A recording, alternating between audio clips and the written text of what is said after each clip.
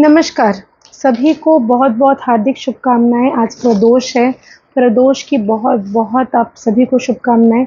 मैंने तो इसके पहले भी शनि जयंती के बारे में वीडियो बनाई है, अगर आप अभी तक आपने नहीं देखी तो ज़रूर जाके देखिए। कर्मों के फलदाता शनि जयंती, शनि जी का हैप्पी बर्थडे भी है।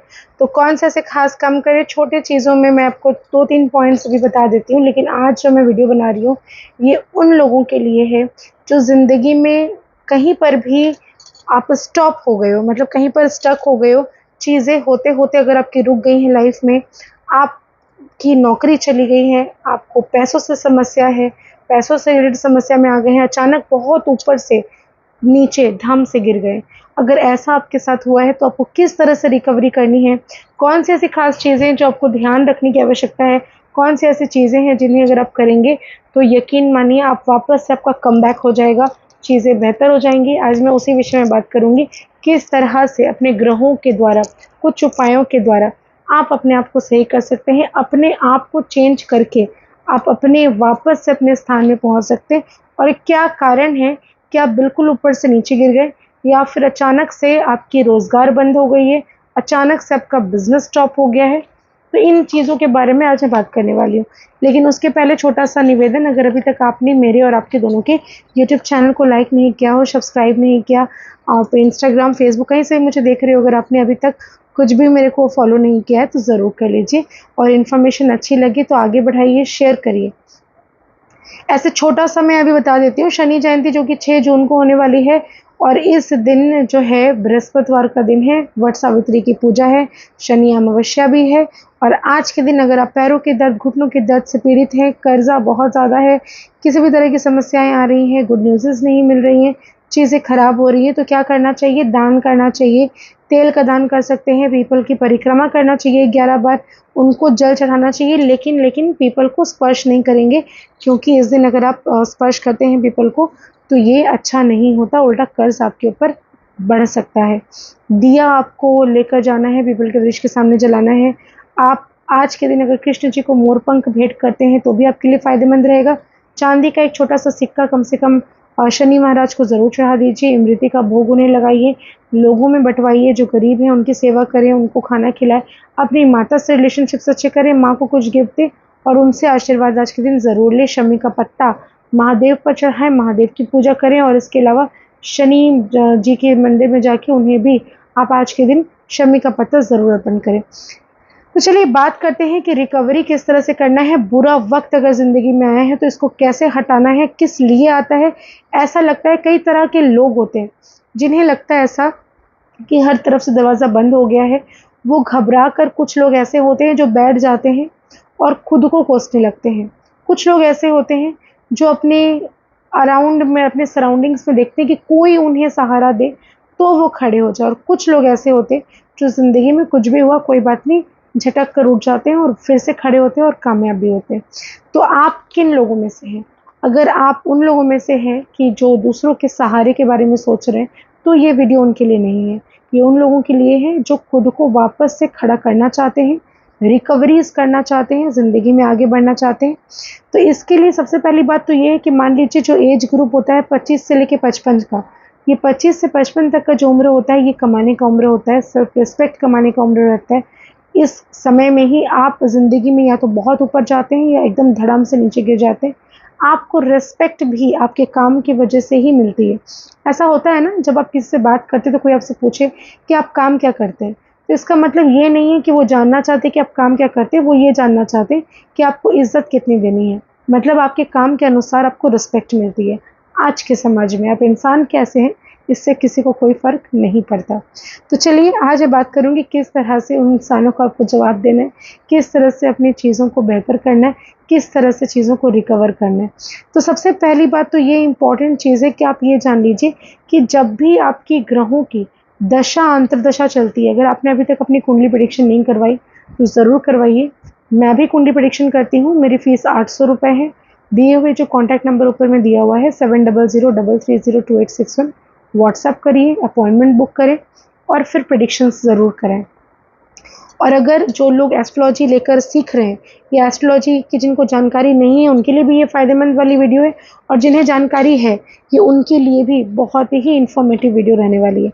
तो अंत तक ज़रूर देखिए और चीज़ों को बेहतर तरीके से समझते हैं। तो पहली चीज़ तो ये बता दूं कि जो भी प्लैनेट्स, जो भी ग्रहों की दशा चल रही है, अंतर्दशा चल रही है, किसी न किसी सिचुएशन में आप वही व्यवहार करना शुरू करते हैं जो उस ग्रह का नेचर है, उनकी एट्रीब्यूट्स है। तो पहले तो ये बताऊं कि ग्रहों के साथ अगर आप नहीं तालमेल खाएंगे, मैच नहीं करेंगे या उसके विपरीत व्यवहार करेंगे तो आपको ज़िंदगी में हार का सामना, फेलियर का सामना करना पड़ेगा। तो इसलिए सबसे पहले इम्पॉर्टेंट ये है कि आपकी क्या दशा चल रही है और क्या अंतर्दशा चल रही है, इसको आप ज़रूर से ज़रूर नोटिस करिए। और इसके बाद ये है कि आपको उसके अनुसार ही, उसके अनुकूल ही आपको काम करना है। तो किस ग्रह की दशा अंतर्दशा में आप क्या काम करेंगे ये भी मैं आपको बताऊंगी, और कौन से भाव से आपका वो ग्रह बैठा हुआ है उसके भाव के क्या रिजल्ट्स होंगे मैं ये भी बताऊंगी। जैसे कि कुंडली का जो चार्ट होता है, पहले भाव में है आपका, जैसे सपोज फॉर एग्जांपल आपकी मंगल की दशा चल रही है और आपका मंगल जो है वो 4th हाउस में बैठा हुआ है, तो उसका क्या नेचर है, भाव के अकॉर्डिंग आपकी ज़िंदगी में कैसा बदलाव आएगा, किस चीज़ को आपको बदलने की आवश्यकता है ताकि आपका काम शुरू हो सके, और किस तरह से दशा जो है उसकी कौन सी ग्रह की दशा में आपको क्या फल मिलना शुरू हो जाता है और आपको किस तरह से आपको अपने आप को बदलना है। तो इन सब बारों में आज मैं बात करने वाली हूँ। तो पहले ये बताऊं, जैसे मान लीजिए कि किसी भी तरह से आपका फर्स्ट हाउस अगर एक्टिव है, यानी कि फर्स्ट हाउस की दशा आपको चल रही है, तो फिर आपको ये वहम होने लगेगा कि मेरे पीठ पीछे लोग बात करना शुरू कर देते हैं, मेरे पीठ पीछे कुछ ऐसी चीज़ें हो रही हैं जो शायद मेरे हित में ना हो। गलत फहमियाँ, वहम बहुत ज़्यादा बढ़ने लगती हैं। अगर आप इस वहम को अपने दिमाग से हटाते तो ज़िंदगी में आप आगे बढ़ पाएंगे। सेकंड हाउस में अगर आपकी दशा जो चल रही है वो सेकंड हाउस में बैठा है वो ग्रह, तो आपको ये समझना है आपको ज़्यादा से ज़्यादा लोगों के साथ कम्युनिकेशन बढ़ाना है। कम्युनिकेट ज़्यादा करेंगे तो चीज़ें बेहतर होती हुई नज़र आएंगी। सोशल होना है, पार्टीज़ अटेंड करिए, फ़ोन अटेंड करिए, अपने आप को आइसोलेट करने की कोशिश बिल्कुल ना करें। थर्ड हाउस में अगर आपका ग्रह है जो कि अभी आपकी दशा चल रही है, तो आपको अपग्रेड करने हैं अपने काम को। जो भी काम आप इतने दिन से करते आ रहे थे वो काम नहीं चलेगा, आपको अपग्रेडेशन की ज़रूरत है। आपको अपने आप को, अपने काम को, स्किल्स को बढ़ाने की आवश्यकता है। फोर्थ हाउस में जो ग्रह बैठा हुआ है और वो आपकी दशा चल रही है, तो काम में आपको जो भी काम आप करेंगे आपको लगेगा कि मुझे घर पे बैठ के करना है, होम सिक हो जाएंगे, मतलब ज़्यादा किसी से मिलना नहीं है। और ये होम सिक अगर आप हो जाते हैं, घर पर बैठ के ही मुझे सब कुछ करना है, किसी लोगों के साथ कम्युनिकेट नहीं करना है, तो ये आपके लिए गलत साबित होगा, चीज़ें खराब होती रहेंगी। 6th हाउस में अगर आपका ग्रह जो है वो बैठा हुआ है जहाँ पर आपकी दशा चल रही है जिस ग्रह की, अगर ऐसा है तो आपको अपने हक के लिए लड़ना ही पड़ेगा। No option, there is no option. आप बैठेंगे और आप सोचेंगे कि मुझे ये चीज़ मिल जाए खुद ब खुद, तो ये नहीं होने वाला। लड़कर आपको जीतना है और जीत आपकी ही होगी, लेकिन आपको उस समय खुद से उठकर अपने लिए स्टैंड लेना पड़ेगा। कर्जा भी खत्म हो सकता है अगर इस वक्त इस तरह के नेचर डेस्परेट अगर आप थोड़े हो जाते हैं तो। 7th हाउस में अगर आपका ग्रह बैठा हुआ है जिसकी दशा चल रही है, तो आपको सब कुछ बैलेंस करना होगा। आप किसी एक साइड नहीं कर सकते, जैसे कि फैमिली को ध्यान देते देते काम छोड़ दिया, ऐसा नहीं करना है। आपको दोनों चीज़ें बैलेंस करनी है। किसी एक तरफ के बारे में अगर आप सोचेंगे तो दूसरा डिसबैलेंस निश्चित रूप से होगा ही। 8th हाउस में अगर आपकी दशा चल रही है, 8th हाउस का जो प्लैनेट है उसकी दशा चल रही है, तो यकीन मानिए आपको अपने आप को अपग्रेड करने की आवश्यकता है, अपने कामों को अपग्रेड करने की आवश्यकता है। न्यू वर्जन खुद को बनाइए, चीज़ें आप अपने आप में बेहतर आपको करने की आवश्यकता है। अगर आपका जो दशा वो 9वें हाउस का, 9th हाउस का चल रहा है, तो आपको थोड़े दूर जाके काम करने की आवश्यकता है। थोड़ा दूर में जाके ट्रैवलिंग करें, थोड़ा दूर में जाके आप अगर कोई काम करते हैं तो उसमें आपको सक्सेस ज़्यादा मिलेगी। ज़्यादा नॉलेज एक्वायर करने की कोशिश करें, नॉलेज गेन करें, नेट का सहारा लें, चीज़ों का सहारा लें, लोगों का सहारा लें, लेकिन खुद को अपग्रेड करने की ज़रूरत है। और 11वें हाउस में अगर आपका रहता है तो इसका मतलब है कि आपको नॉलेज बहुत ज़्यादा होनी चाहिए और अपने नॉलेज का यूटिलाइज़ आपको करना है अपने धन को कन्वर्ट करने में। मतलब जो नॉलेज आपके पास है, ऐसा आपको रास्ता निकालना है कि आपके नॉलेज को यूज़ करके आप धन कमा सकें। 12th हाउस में अगर है तो आपको लिमिटेड लोगों के साथ बात करनी है, हर एक को हर कुछ नहीं बता सकते। ये जो समय है ना, ये सही समय है अपने आप को आइसोलेट करने का। तो चीज़ों को समझिए कि कौन से भाव में आपका ग्रह बैठा हुआ है, जिसकी दशा चल रही है, उसके अकॉर्डिंग आप कामों को देख लें। वीडियो को सेव करके रखिए ताकि जब भी आप कुंडली प्रेडिक्शन कराएं तो आपको ये खुद ब खुद पता चले कि अरे इस दशा में मैं हूँ और ये जो ग्रह है इस हाउस में बैठा हुआ है, उसके रिजल्ट्स ये होने वाले, तो मुझे क्या चेंजेस करनी है। दूसरी चीज़, अगर मान लीजिए शॉर्टकट में बता दूं, अगर आपको नहीं समझ आ रहा भाव तो सूर्य की दशा अगर आप चल रहे हैं ना, तो सूर्य की दशा में आपको सॉल्यूशंस काफ़ी मिलेंगे, काफ़ी सारे सॉल्यूशन का आपको चीज़ें रिजल्ट्स आपको आते हुए नजर आएंगे, सुलझते जाएंगे तार। मंगल की अगर दशा चल रही है ना, तो आपके ऊपर काफ़ी सारी रिस्पॉन्सिबिलिटीज़ रहेगी जिनको निभाना मैंडेटरी हो जाएगा।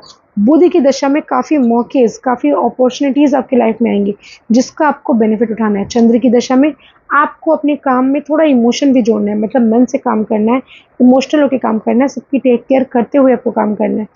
गुरु की दशा में आपको काम, जो भी काम आप कर रहे हो उसमें आपको बेस्ट एक्वायर करना है, यानी कि अपने काम को अपग्रेड करिए, अपनी नॉलेज को ज़्यादा बेनिफिशियल बनाने के लिए, चीज़ों को बेहतर करने के लिए और भी ज़्यादा नॉलेज की आवश्यकता है।